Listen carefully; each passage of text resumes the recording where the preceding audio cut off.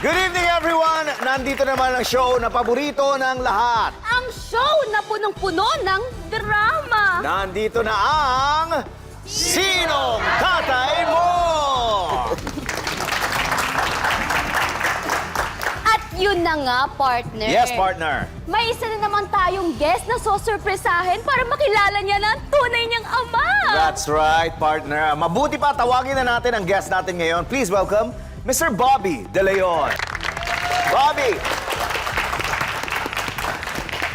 Hello po, sir. Nice to meet you, Nice Bobby. meeting niyo po. Nice meeting niyo po, ma'am. Hello po. Okay, Bobby, una-una sa lahat, pwede mo bang ikwento sa amin kung ilang taon ka nung iniwan ka ng tatay mo? Sir, sanggol pa lang po ako nung iniwan po ako ng tatay ko. Kaya hindi ko na po talaga siya nakilala. Grabe naman, sanggol ka pa lang? Paano ka natiis ng tatay mo? Malay mo naman, partner. Iniwan sila lang pamilya niya para mag-work.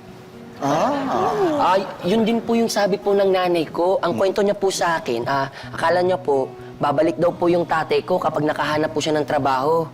Pero hanggang sa lumaki po ako, hindi po siya nagpakita. So, lahat ng responsibilidad napunta na sa nanay mo? Ganun na nga po. Sobrang hirap po namin noon eh. Nagkakalakal po kami ng basura para makahanap po kami ng pagkain. Pag medyo may pera naman po kami, bibili naman po kami ng pagpag. Grabe naman palang inabot niyo, no? Dahil irresponsable ang tatay niya. Yun lang yun. Opo. Pero lumaban po kami ng nanay ko. Nagbenta po ako ng dyaryo, bakal, bote, para po may makain po kami. Tsaka na rin po makapag-aral po ako. Iyak ako. At na-imagine ko yung hirap na dinaanan niyo noon. Alam mo, partner, ako, hindi lungkot ang nararamdaman ko. Ang nararamdaman ko, puot. Nakakaramdam ako ng galit. Ba't ka naman nagagalit, partner? Kasi partner, napaka-irresponsable ng tatay niya. Naging selfish. Walang inisip kundi ang sarili niya. Sir, actually po okay na po sa akin yun eh. Natanggap ko na po. Mahirap tanggapin yung ganyan. Hindi ako naniniwala. Mahirap tanggapin yung ganyan. Eh, tagasan ka ba? Taga San Andres po ako.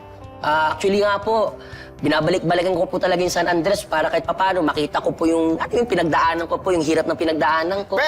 Pero kung hindi kayo nilayasan ng tatay mo, hindi nyo dapat inabot yung ganong estado ng buhay ninyo.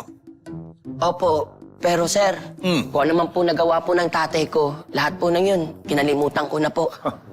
By the way, partner, Yes, partner. isa na siyang engineer ngayon. Salamat po. Salamat po. Salamat po. Hindi naman po mangyayari lahat na to. Lahat po na to, utang ko po sa pamilya ko. No. Ang utang mo ay sa nanay mo lang. Dahil para sa akin, walang naiambag ang tatay mo. Di ba? Di ba? Eh, ngayon naman, Bobby, kung makikilala mo talaga ang tunay mong ama, handa mo pa ba siyang patawarin? Sa totoo lang po, matagal ko na po napatawad yung tatay ko. Gusto ko lang po talaga siyang makita. Mayakap. Mayakap talaga. Naku, para sa akin, mahirap gawin yun. Yung mga ganyang klase ng tao, hindi dapat niyayakap yan. Dapat sa mga ganyan, dinadagukan, sinasampal, tinatadyakan, sinusuntok. Kung ako siguro yan, hindi ko mapapatawad yun. Wala siyang kwentang tao. Walang kwentang tao ang tatay mo. Partner, iba-iba naman ang klase ng tao. Actually, Bobby, hindi pa talaga namin nakikita ang tatay mo. Na-trace lang namin ang yung isang old photo niya para sa gayon at makilala mo talaga siya. Tama. Malay mo, someday, magkita rin kayo. Talaga po ba? Naku po, alam niyo po.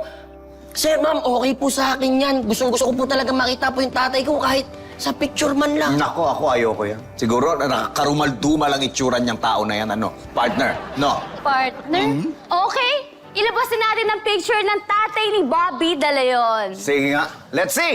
Let's see!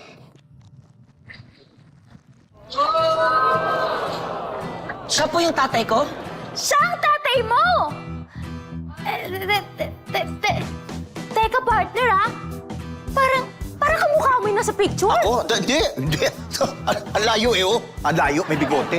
Di ba sabi mo dati, taga San Andres ka? Oo, pero malaki ang San Andres. Malaki yan, kaya kahit sa tumira... Alam kung niyo sa- po, Ha? kamukha niyo nga po talaga yung tatay ko. Baka kayo po yung tatay ko. Hindi ako yun. Itay? Teka, anong itay? Teka, Itay? sandali. Ay, Itay, alam niyo po, Teka. kahit irresponsible po kayo, Itay. Kahit po, makasarin kayo, kahit iniwan niyo po ako, Itay. Mahal na mahal ko po kayo, Itay. Pinapatawad ko po kayo, Itay. Teka, sandali. Teka lang, excuse me. Mabuti pa, tanungin natin ang audience. Mga kaibigan, ano sa palagay nyo? Itay! Hindi, excuse me, sorry. Hindi. Sorry, teka, ano ba? Hoy! Teka, sandali! Hindi ako Narito na nakarating ang babagang news ngayon. Dahil sa sunod-sunod na problema at imbestigasyon, may nagmungkahi na palitan na ang ibig sabihin ng DPWH. Ang bagong ibig sabihin daw nito ay daming projects, walang hollow blocks. At yan po ang latest dito sa Makapagtago na nga.